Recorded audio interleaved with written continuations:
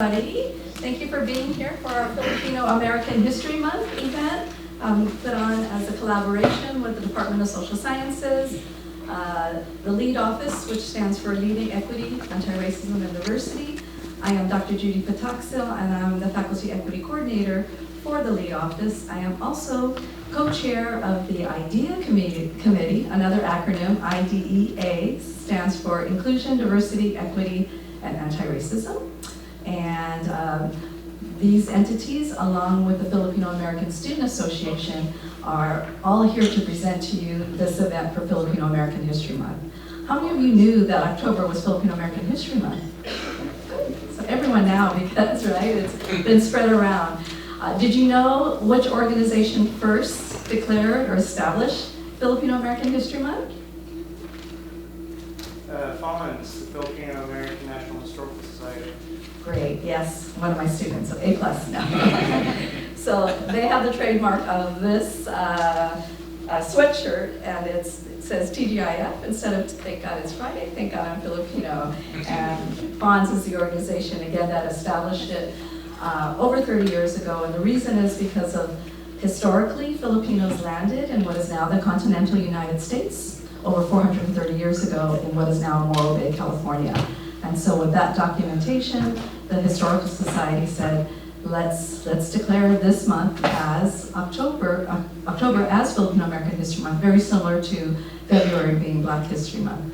So it's been going strong in these last, probably the last two decades, and FONS has taken some very concerted effort to just kind of make sure that we talk about Filipino American history during this month. So in the last decade, they have declared a theme each year. And so this year the theme is struggle and resistance, solidarity and resilience. And so two of our presenters today that will be talking will probably be interweaving some of that just in who they are going to be presenting about or what they will be presenting about. And again, this is a collaboration with the two history professors and their social science department, and I would like to bring up the department chair of social sciences, Professor Danny Gu.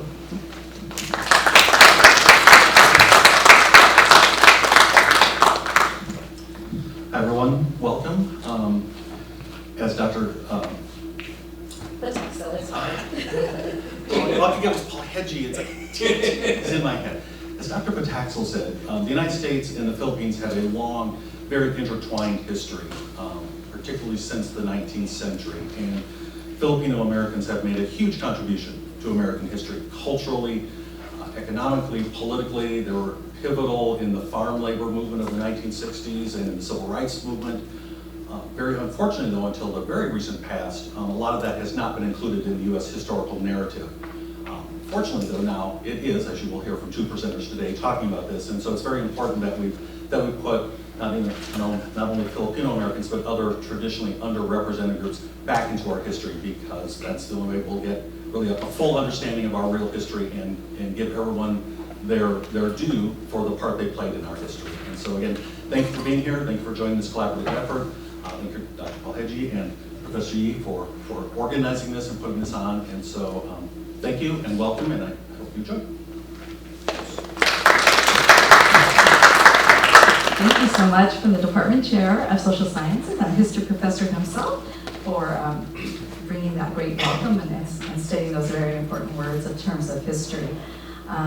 This event is also presented to you by the Filipino American Student Association. If you didn't know, we do have a student club on campus, and the president and vice president is Tony and Brian, so they wanted to come up and say, I think, something really quickly. Let's give them a hand.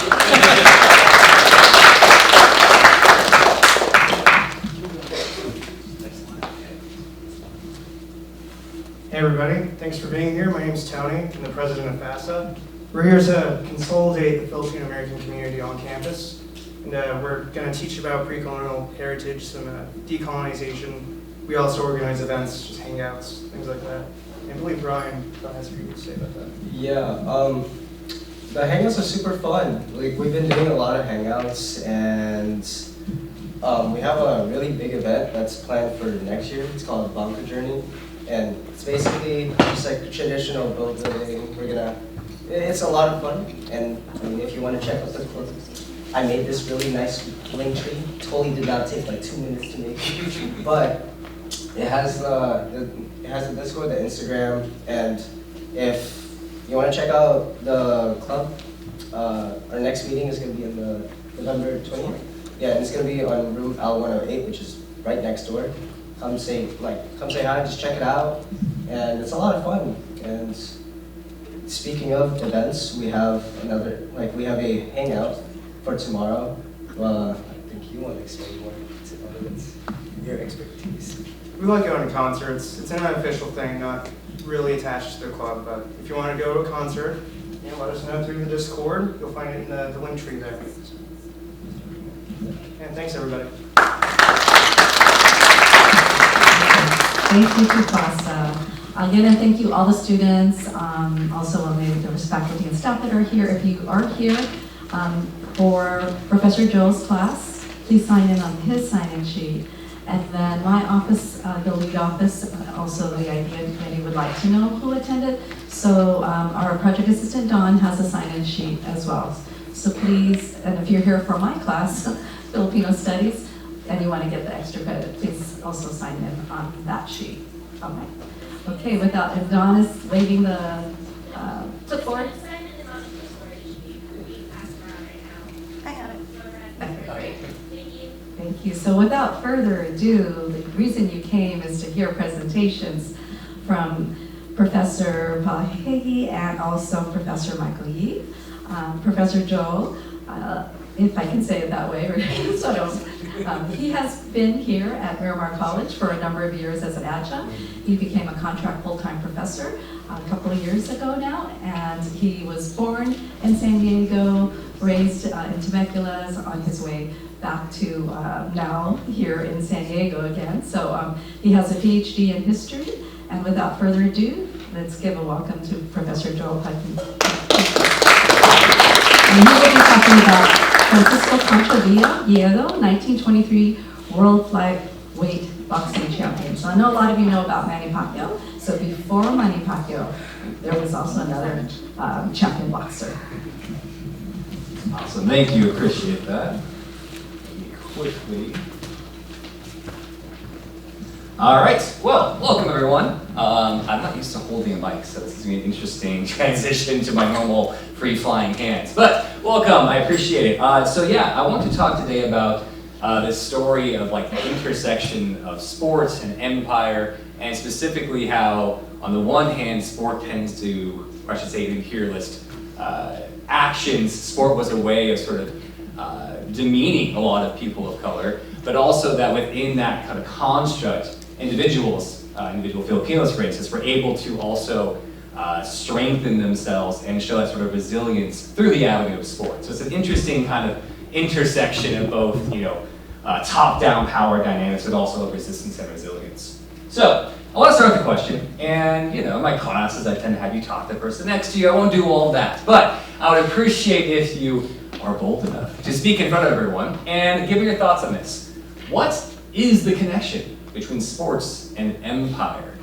Anyone have some thoughts on that? Go ahead. Cultural assimilation. Cultural assimilation, in what ways? We just remembered this in class.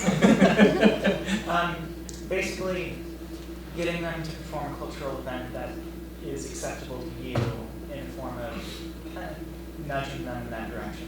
Okay, so the idea that if you are an imperialist power in the 19th century or the 20th century and you force upon your colonial subjects a certain sport like, I don't know, American football or baseball, you are then having that population perform this sort of Western-specific cultural action, and that's a form of this broader assimilation, okay? Absolutely, that's one way of thinking about it, but another way of thinking about it is through the prism of youth sports. So, I have an analogy here, but when you think about youth sports, this clicker is no longer working. Did the battery die here? 1 second. Oh, now it's working, okay. Maybe I was too far away. I'll stand closer. Okay, so in terms of youth sports, when you have your parents, or you have the parents of society that often enroll their kids in sports, or if you talk about sort of the coaches and directors, commissioners, those who run the sports, how do they all justify it? What are the supposed benefits of sports to children? Just shout it out. Teamwork, exercise, what else? Discipline. Yeah. Making friends, exactly. Self-esteem, all these kind of things, right? And that, makes enough sense for kids. I think it's a pretty good thing. It makes a lot of sense. Maybe my son will play sports one day, I don't know. But the point is, it's not necessarily a bad thing. However, when it's put through the prism of 19th and 20th century imperialism with the supposed white man's burden of the world, things get a lot more messy. What's going on here is at this time, imperialism was sort of justified by what you can call an imaginary binary, which is a fancy way of saying creating boundaries between two groups of people. This imaginary binary between the civilized people of the world, who at this time were almost always, quote, white, and the non-civilized people of the world, who were almost always not white. This is, again, 19th century imperialism after all. But the idea of a binary. And crucially, the uncivilized people were often talked about as like children. They're childlike in their intellectual capacity. They're physically frail like a child is. And the opposite side of it, the parental colonizer was seen as strong, masculine, civilized, disciplined, etc. So that kind of dynamic of parental language was a sort of allegory, if you will, for justifying imperialism around the world. So, just like when it comes to sports, there is this burden of the coach to discipline the kids and make them hard-working team players. At this time, imperialists thought they had the burden, the white man's burden, to not only civilize these people, but raise them as competent adults. So there's actually this direct parallel that I'm not just sort of analyzing after the fact, like they said it themselves at the time, that sports were in fact a civilizing force. A civilizing force to build healthy competition, democracy. And we hear competition, think capitalism, right? Healthy capitalist competition and healthy bodies, respect for authority, discipline, etc. And this is all, again, within the context of imperialism where people of color were often seen as lacking these things. So, I want to do a quick little detour into a history that is in mainland United States of America. I won't spend too much time on it, but it's a very famous example that's interesting. And this is a story of the Carlisle Indians at the Carlisle Industrial Training School. The story here is that a former Civil War veteran ends up starting this school called Carlisle Industrial School that is directly funded by the federal government. And in it, he argues that the way to civilize indigenous children is to teach them how to be more, act more like European or white folks. And the physicality and discipline of football, right? Football is a physical sport, and requires a lot of discipline, that would literally kill off the indigenous self and westernize these children. And one fun quote from him is he says, at the time, "If it was in my power to bring every Indian into the game of football, I would do it and feel that I was doing an act of great Christian kindness and elevating them from the hell of their home life and reservation degradation into paradise." A few of you just saw this quote like an hour ago from my class, but he got it again. So the idea again that sports and football is a Christian kindness, an enlightened kindness, a civilized kindness to bring them out of the degradation of their lives. And in fact, he brought in the very famous coach, Pop Warner, to coach this team, which if you've ever played any youth sports, there is the league called Pop Warner Football for youth football. I played in it myself as a kid, right? It's named after this man. Now, it's named after him because he revolutionized the sport with the forward pass. I think they largely ignore this history, but there is this dark history associated with Pop Warner and his team. Now, that's just an example. In my class, I get much more detail about this, but we'll move past it for now. Just an example, again, how sport is part of this broader story of American imperialism. Now, some context for those who are unfamiliar. Sorry, this clicker's getting a little bit of issues here. The context of the Philippines becoming part of the American Empire, being a colony of the United States, begins with the Spanish-American War in 1898.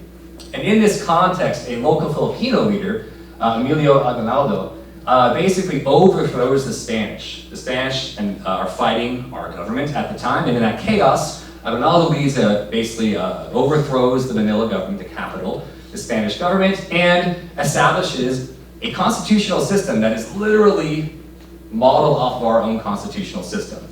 And in that moment, there's great hope great hope that tyrannical Spain is being overthrown and the liberty-loving Americans are here and they'll surely assure our independence, right? I think I had myself earlier. You know that is not true. That is not what happens. In fact, instead, immediately, sorry, this is a little wonky, he's immediately branded by the US media as an evil mastermind. For instance, the major outlet, Harper's Weekly, referred to him as having the keen cunning of the Chinaman, the personal vanity and light mental caliber of the Filipino. Some very sort of racist caricatures there, as well as being a vain popinjay, very outdated term, popinjay, a wicked liar and a perfectly incapable leader, leading dupes of foolish, incredulous mob. In other words, like he is vile, he's sneaky, he's leading these poor, ignorant, childlike Filipinos into this war with America. That's how they brand him. Very, very, very nasty, of course, very, very racist, of course. And so in that context, war breaks out between Filipino rebels and the American government. It's called the Philippine-American War, 1899 to 1902. And again, trying to be concise in my lecturing here, it actually goes much longer than 1902. It's an ongoing rebellion, but the official date is 1902. It goes on for a long time. And so, in this war, the racial ideology of the United States of America is very, very clear. At this point in our history, this is a very, very racist country.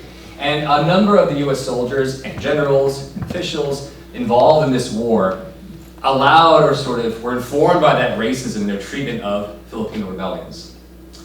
And so the tactics were regular sort of burning of villages, summary execution of prisoners, rape and pillaging, forms of torture, etc. And in one case, the city of Caloocan, 17,000 people were sort of lost their homes as the city was destroyed by the US military.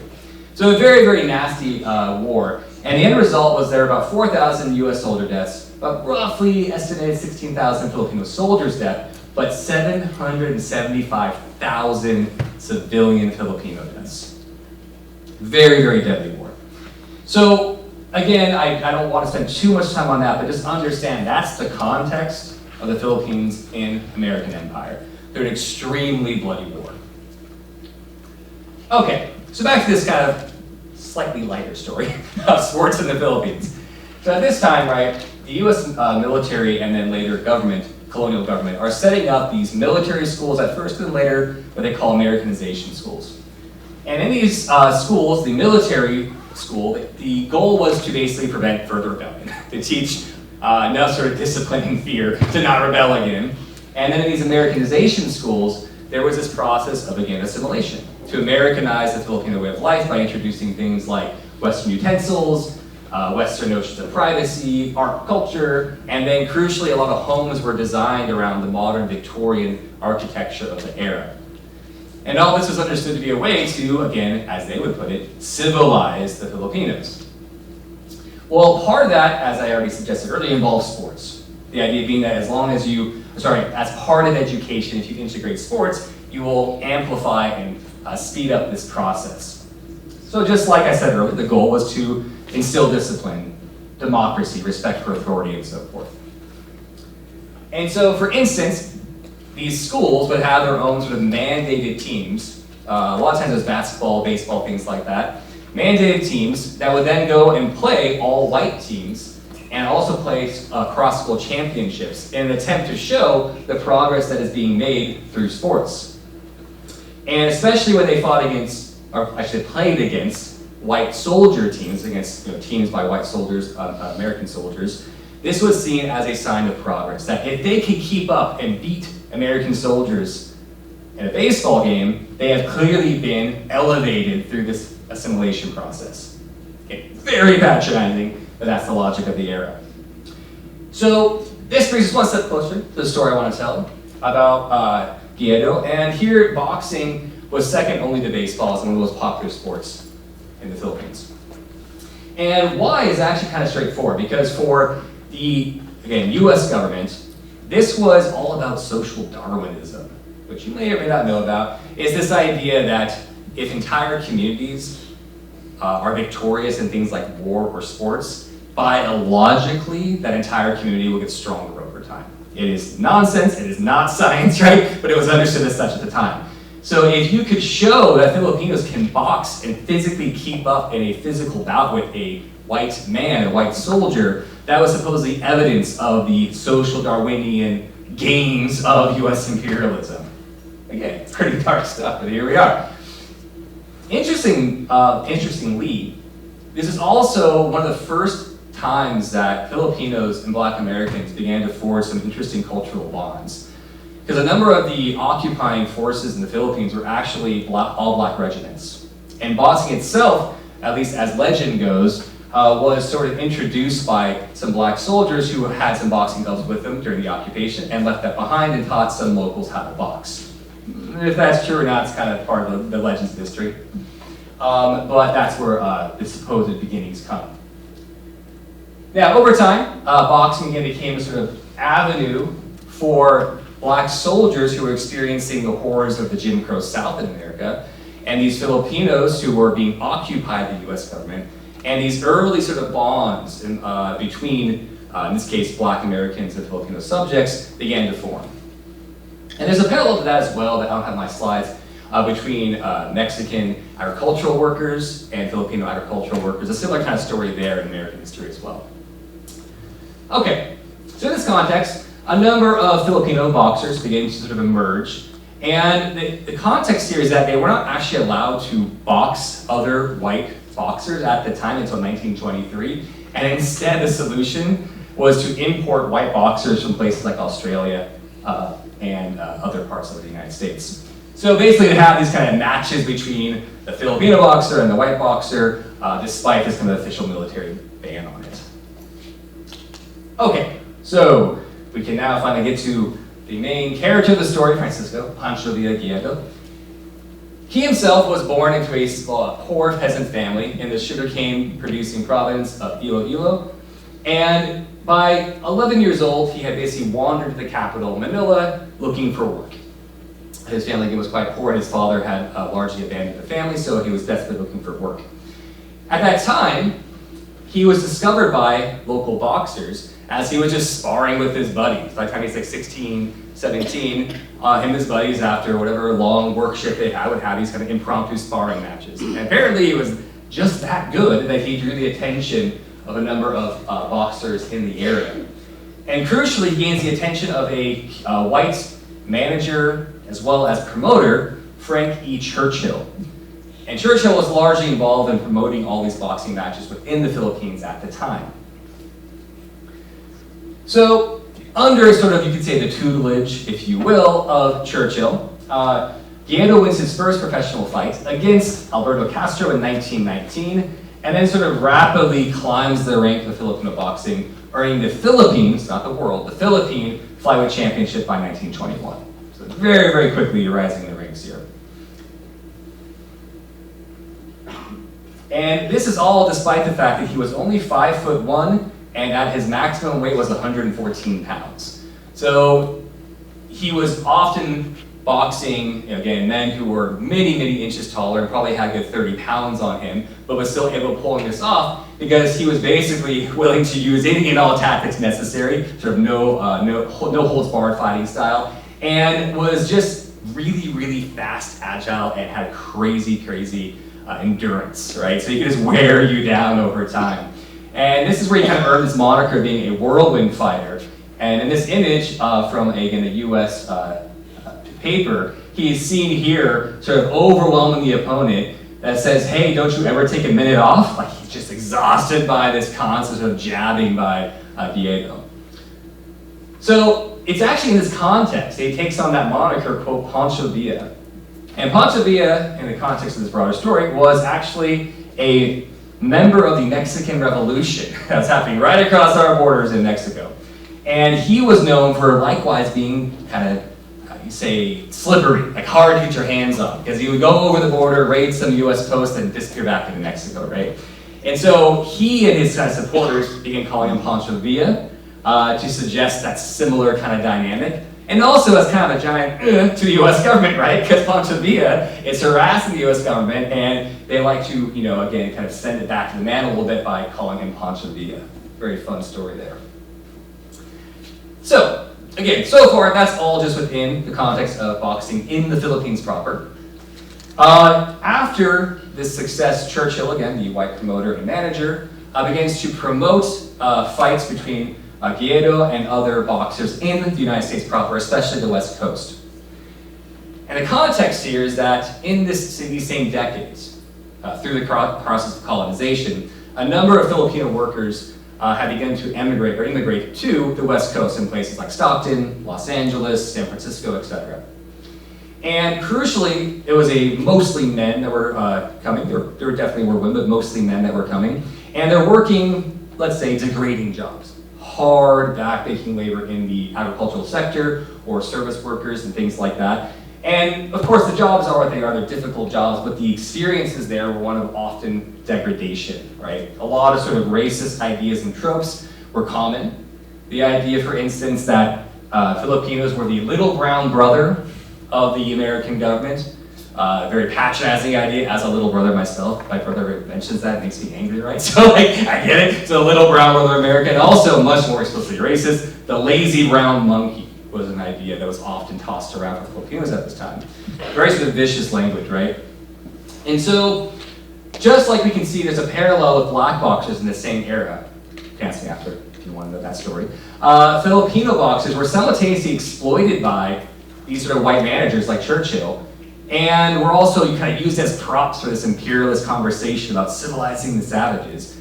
But also, again, were able to use this as a form of resilience and resistance. They were inspiration for everyday Filipinos who experienced a very different experience, right?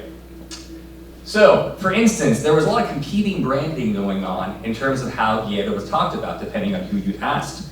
For someone like Churchill, he liked to promote Guido as this example of the success of the civilizing mission, that he was elevated through this boxing experience. For everyday white Americans, though, if you look at the press releases and everything like that, he was seen as this terrifying force. One of the things he was often called was a demonic monkey. That he is somehow this evil force coming to corrupt white America, right? But likewise, or sorry, not likewise, in the opposite direction for everyday Filipinos, though, right? He was a national hero who was literally fighting the colonizer in their own homeland, right? Taking it to them. So a very sort of broad response, if you will, to his boxing. The other thing going on here is that Guido was extremely tenacious and a bit, let's say, he was happily going to get in your face or happily going to show off his success despite the context of the era. So throughout most of the West Coast, there was de facto segregation. Not quite the same as, say, the Jim Crow South with legal segregation, but de facto segregation, right? Where a majority male Filipino population, the ratio is 20-1 at the time, were largely sort of restricted from going into white spaces. The only exception being that these dance halls often existed in so-called Little Manilas, which are kind of like Chinatown, etc. And in there, because there were not many Filipino women around, Filipino women around, they would often be flirting with, dancing with white women, etc. And this created some major tension. So much so that there was widespread hysteria about the evils of Filipino male coming and corrupting white women, right? Well, in that context, Guido was known to frequent the underground nightlife of America at this time with great ostentation, right? He likes to show off his wealth and power. For instance, he was known for having a so-called extravagant wardrobe of silk shirts, natty hats, pearl buttons, gold cufflinks, and also had a personal retinue including, and I quote, a servant to massage him, another to towel him, a valet to put on his shoes, and still another valet to comb his hair, powder his cheeks, and spray him with the most expensive perfume, right? So very extravagant. And on top of that, he was known for carrying out $1,000 bills and shopping at some of the fanciest jewelers in town. So that already, right, that's already kind of sticking it to the man a bit, right? But on top of that, he also was known for cavorting with white women, and especially using his winnings, his money, to basically, purchase the time, but to court these very famous women called Ziegfeld dancers, which were sort of Broadway dancers, but in a little risque way, right? So he is literally engaging with these kind kind of icons of white underground nightlife and able to kind of get into that social circle despite these great limitations and the racism of the day. But yeah, I think it's just a very fun telling story of just how tenacious this man was, right? So, in 1923, he becomes the world flyweight champion, and it looks something like this. By 1922, he had defeated a number of white boxers like Mike Ballerino, Frank Gennaro, and then he defeats the American, not world, American flyweight champion, Johnny Buff, September 5th, 1922. Now, he actually loses the American title in a widely criticized match that is ended on scoring on points, and basically most people agree that the judges were biased against him. He probably should have won the match, but he loses it. So then he loses the American flyweight championship, but this then leads to him actually becoming world champion by 1923, because he's getting his popularity and especially kind of, let's say, the media coverage of this disputed match led numerous boxing associations and promoters to say, okay, we actually can make a lot of money off this guy. Let's bring him back in the ring and try to become world champion. At that point, he actually brings out of retirement a Welsh champion, Jimmy Wilde, who had long retired, brings him back into the match, into the ring, I should say, and to be blunt, well, I won't say it. He wins very heavy-handedly. He wins quite heavy-handedly because Wilde was simply out of shape. He had been retired for a few years. He could not keep up. So, for instance, he knocks Wilde down to the ground twice in round 4 and round 5, and by round 7 wins undisputedly by knockout with a vicious right hook to Wilde's jaw. So at this point then, Guerrero is world flyweight champion of boxing, a title that he actually holds until his death. As it suggests here, it was over almost as soon as it started. He successfully defends his title through May 1925, and he's scheduled that same year for a non-title bout, basically a kind of fun exhibition bout. But at that time, he has an infected tooth removed. He fights anyway. He loses that. He has more teeth removed the following days, chooses to ignore the doctor's orders of bed rest, and ends up dying in a coma by July 14th, only 10 days later, due to Ludwig's angina, which is a swelling of the throat. So a very, very sudden death to, again, a man who was seen by many as a hero, was sort of the peak of his prime, I should say, and then dies from something as little as an infected tooth. A very sort of dramatic story. Okay, I'm definitely out of time, so let me wrap it up real quick. So again, the point of this is not to, and part of one of the things that as a professor I'm trying to do more often, is not always just tell a story of like imposition of power upon historically disenfranchised people, but also talk about resilience, right? Talk about how, in this case, you can fight back against the man quite a bit, right? And so hopefully that story was enjoyable, and yeah, appreciate it. Talk to you all later.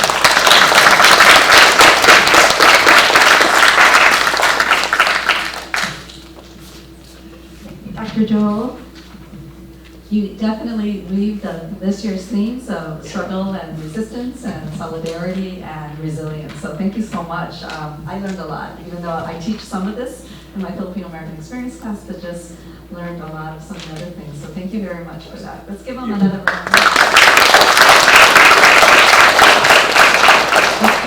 Our next speaker is also a history professor. I have known Professor Michael Yee since he was an undergraduate when I worked at San Diego State University.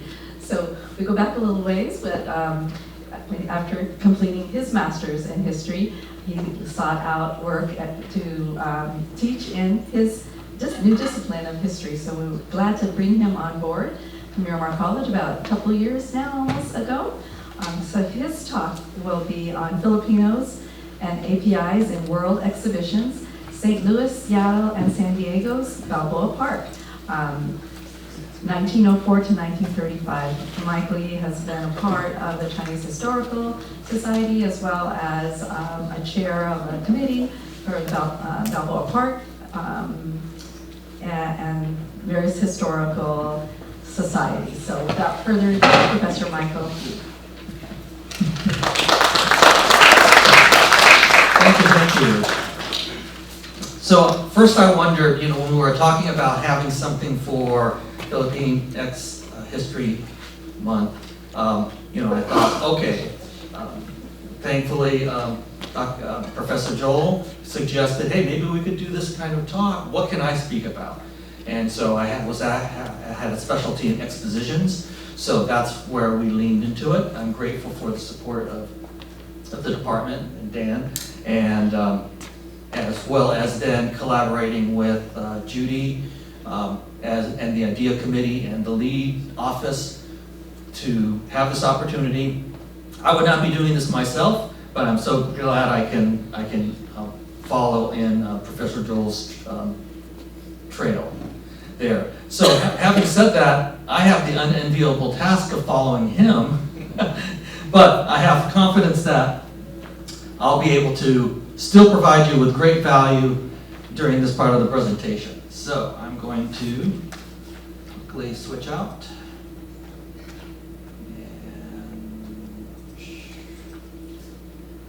And go here.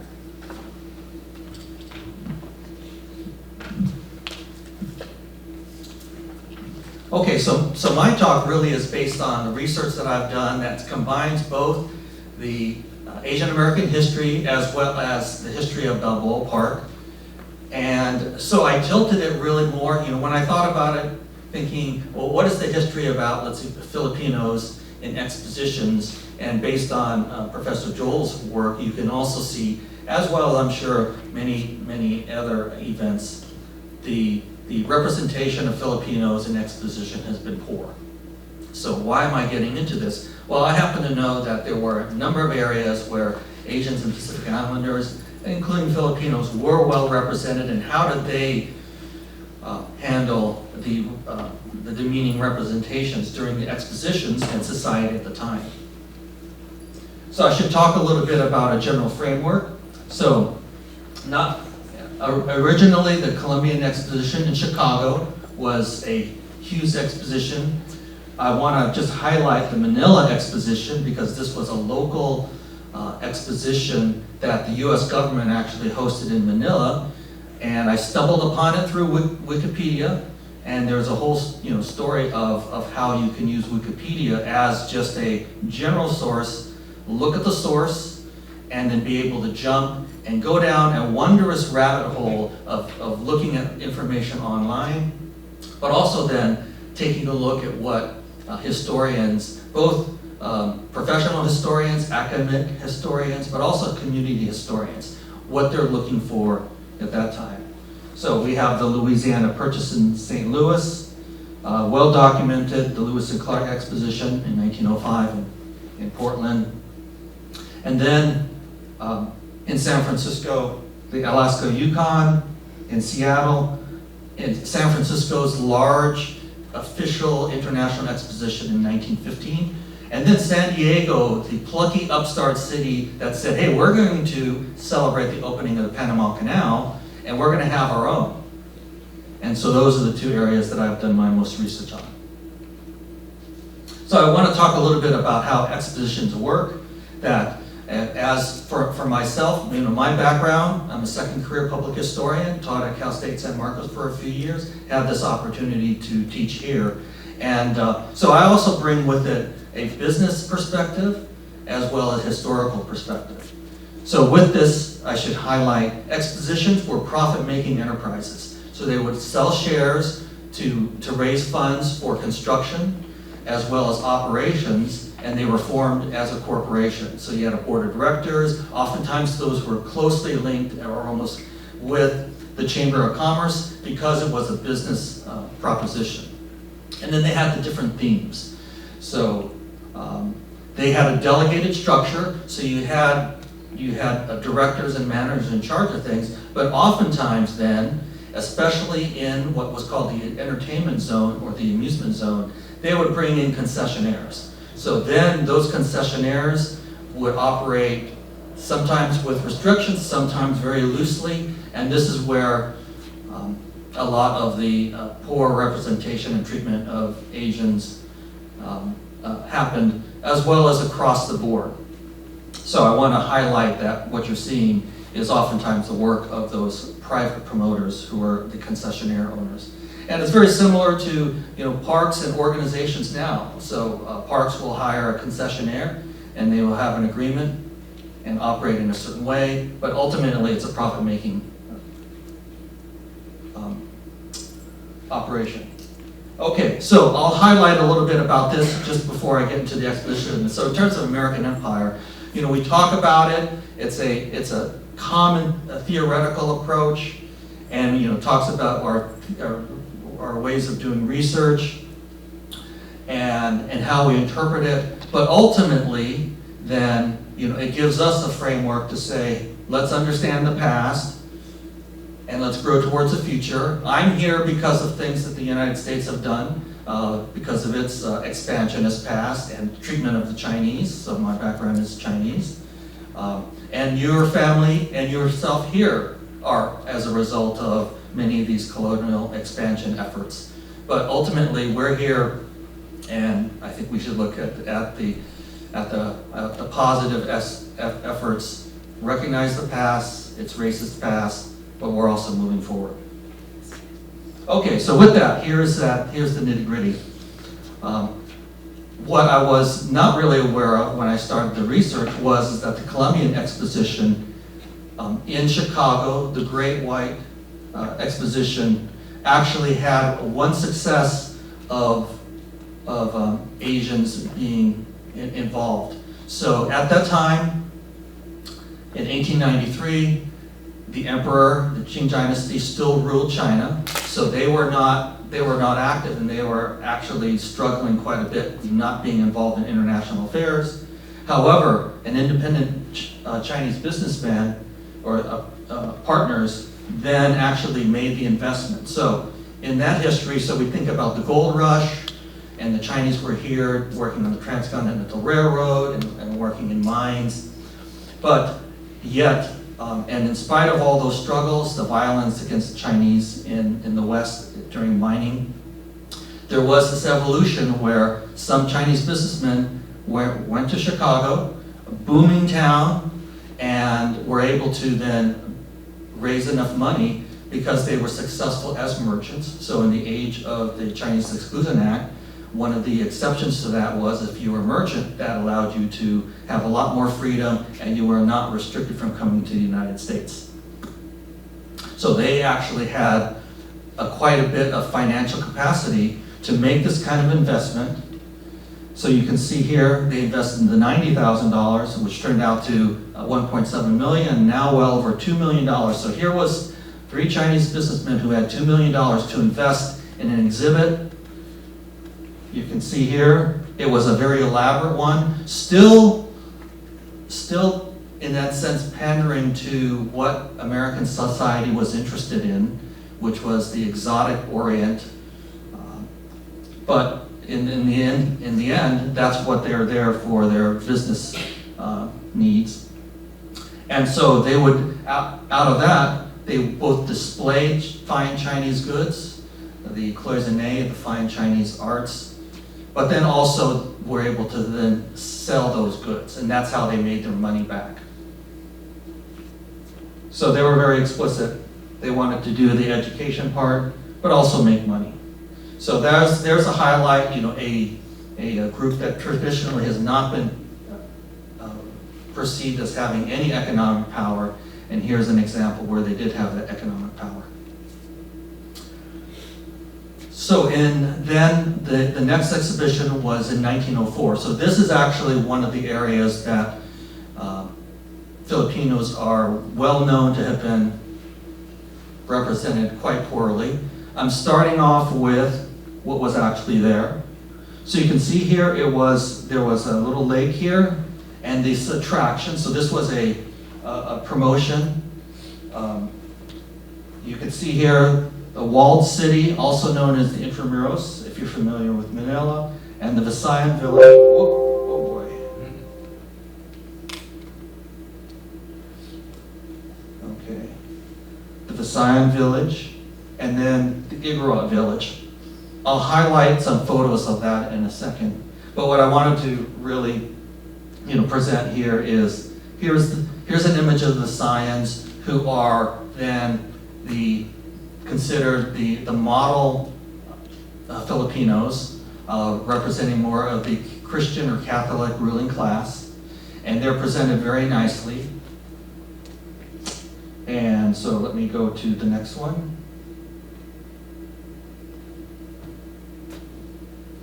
And then other representations of this civil society that they are being trained to rule their own country.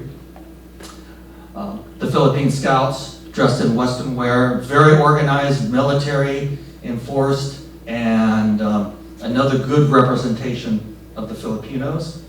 And then highlighting and connecting with what Professor Joel said, here's an image in St. Louis where the newspapers were actually complaining about the Filipino men were feeling very comfortable with talking with a white woman, and many in American society did not like that. So there was actually quite a bit of protest to say, what are they doing talking to our white women?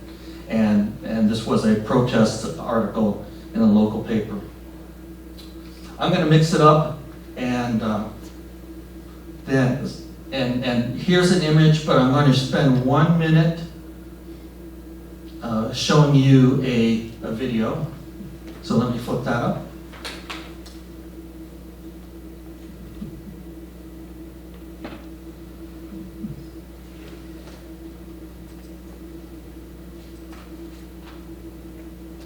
Okay, so look for this, and it's basically giving you a really quick review of some of the things, as well as some really good images. Time says, it's to save the little brown brothers. In the Philippines, Antero is educated by missionaries who believe their divine mandate is to civilize the native population. Antero is a star pupil who works as an interpreter and houseboy for anthropologist Albert Jenks. Jenks was tasked with bringing a shopping list of Filipinos to the fair. The Visayans were the most civilized, and then there were kind of grades going down. And at the bottom, well, near the bottom, were the Igorots. Albert Jenks really believed that they were savages. I belong to the Pontoc tribe. We call ourselves the Igorots. My grandfather,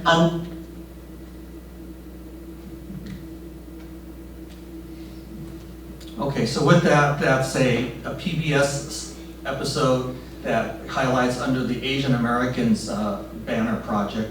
And so I won't spend a whole lot of time because this is really, this is some of the hurtful images. But you can see here the Igorots, different spelling, village, and then very sensationalist attitudes and marketing towards it. Unfortunately, that particular attraction was very popular, very profitable. You would pay an admission fee to get in.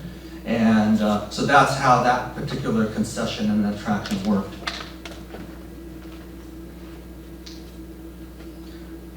But what I like to highlight is that out of that,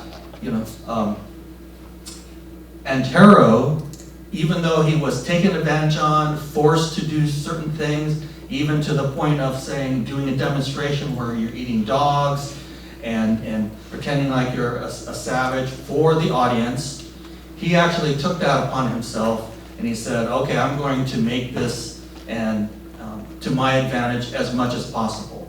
So out of this evolution, I like to highlight that he was able to go back to the Philippines, share his true story, both the bad sides and the good sides. But because he had that exposure, then he was able to actually come back to the United States, family settled in the United States, and he was actually able to then succeed for himself and his family because of that experience. So that's that measure of resilience that I think oftentimes gets overlooked.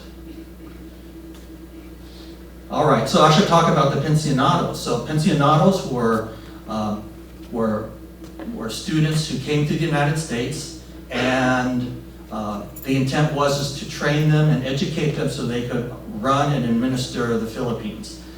There were some pensionados who came to San Diego, as noted in a book that Professor Patasel had done, Filipinos in San Diego, with two other partners. I wanted to highlight here that then those pensionados, at some point in 1906, they saw the impact of the negative stereotypes that were being presented, so they started trying to fight back. So they created a magazine called The Filipino, and still recognizing that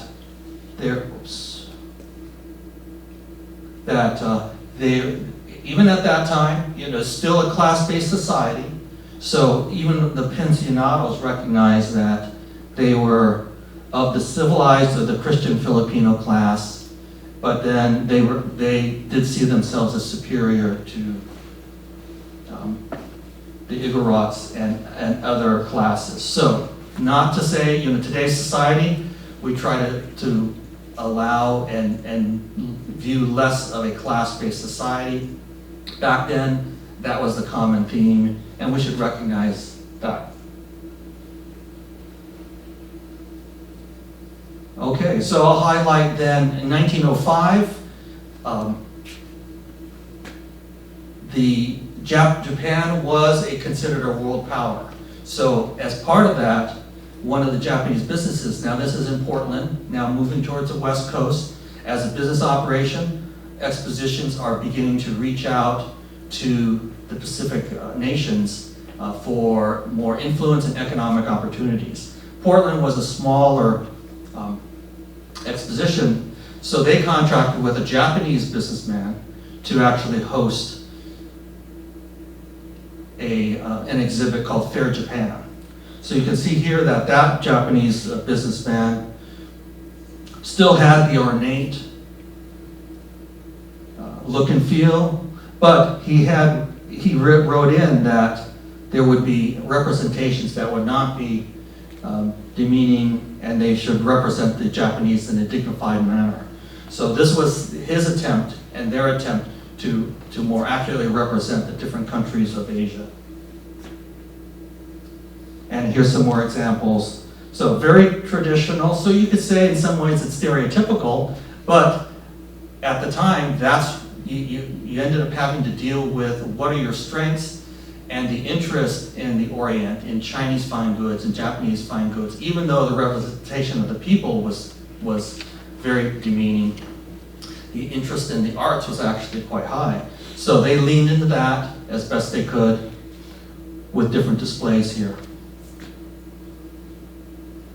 And then, of course, you still had the Igorot village. Now this was then, after 1904 in St. Louis, private attractions took on the role, and they did touring exhibitions around the United States, still charging admission. So unfortunately, that really contributed to the impression of the Filipinos, much to the dismay of the pensionados.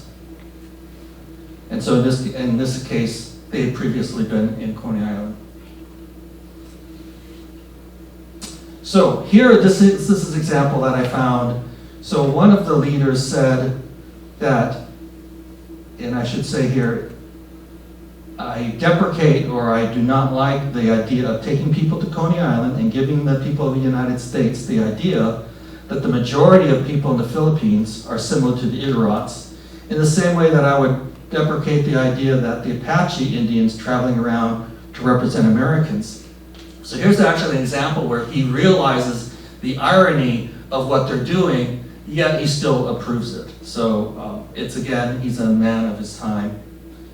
And a lot of the foreign governments in Asia were not participating in these because of the treatment of the Asians.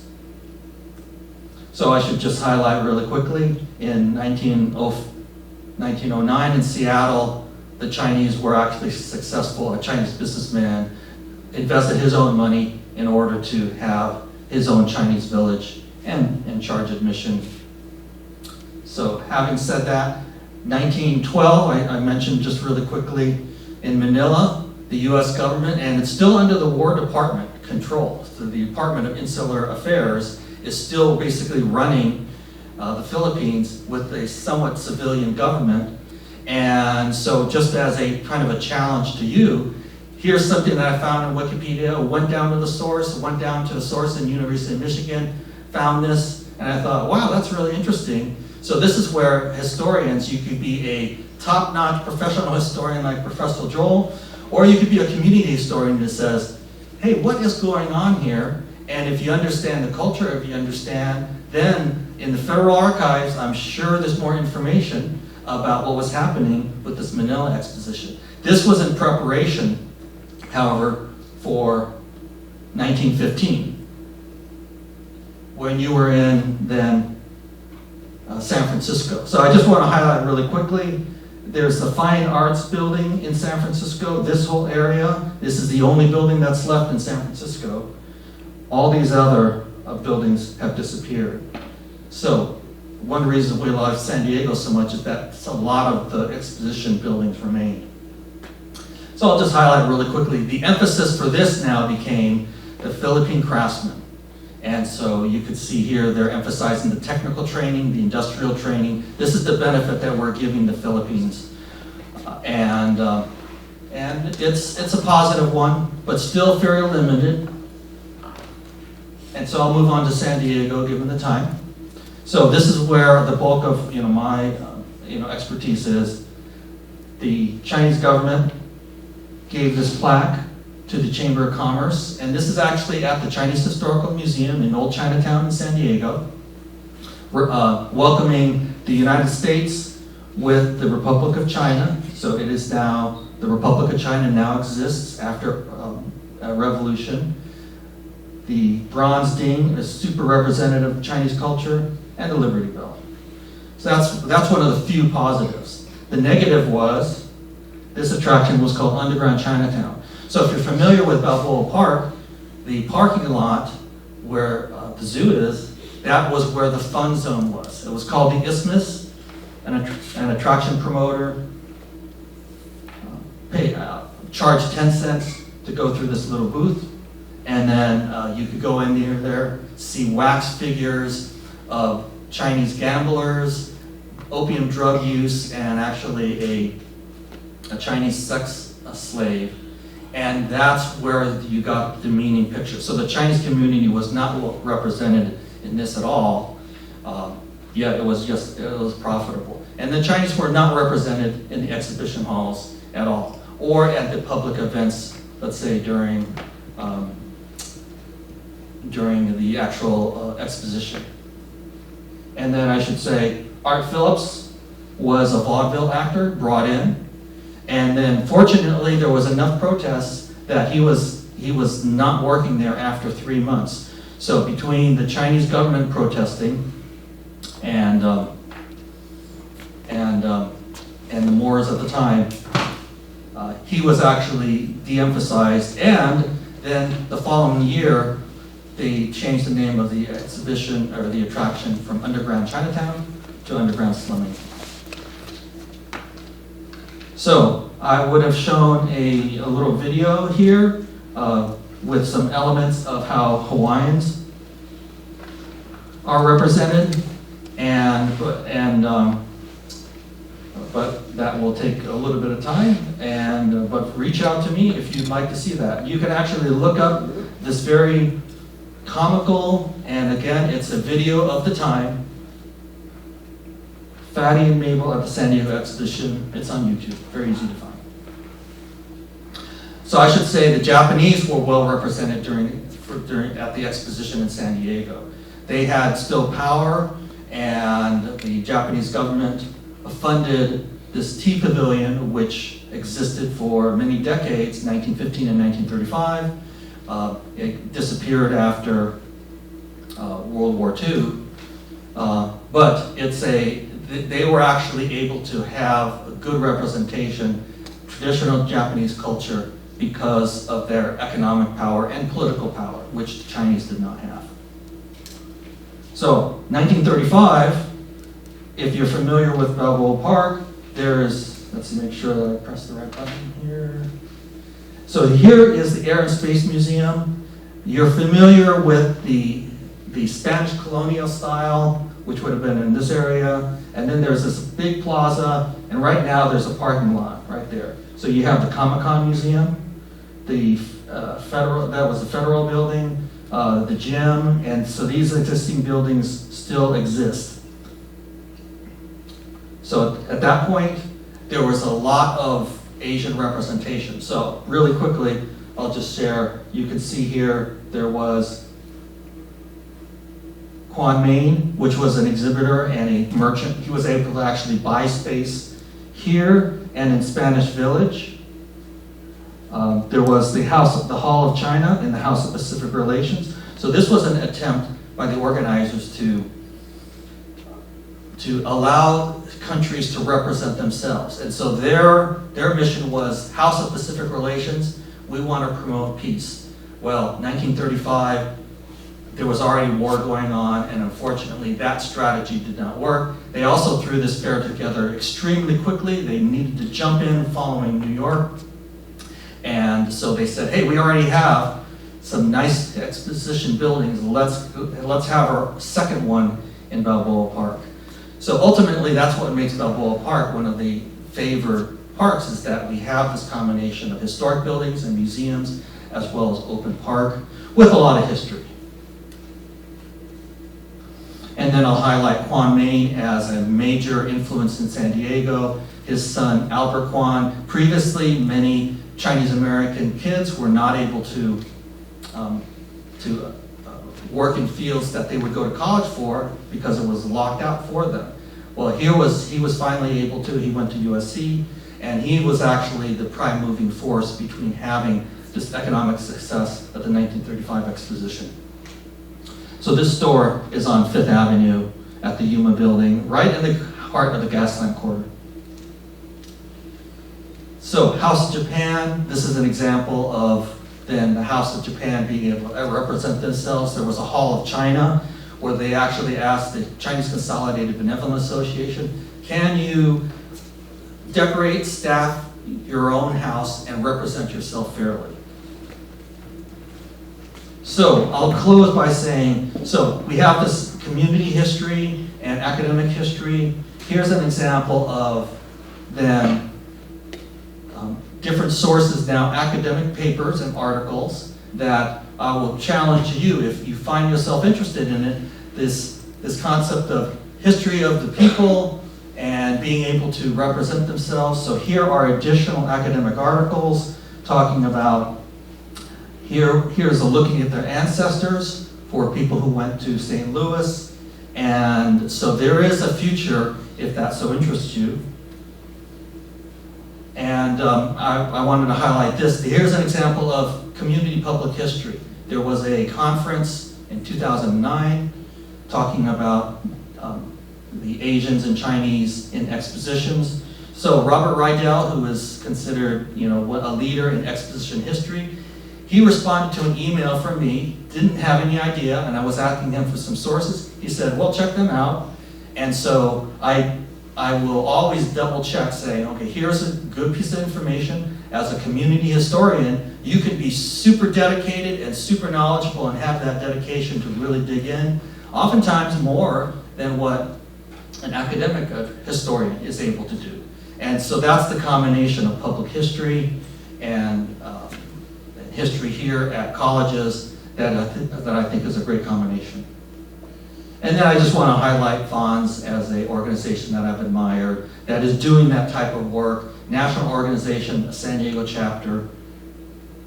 And with that, I want to conclude this talk and thank you for staying a little bit later. And I guess, Judy, can you come back up here and you can close?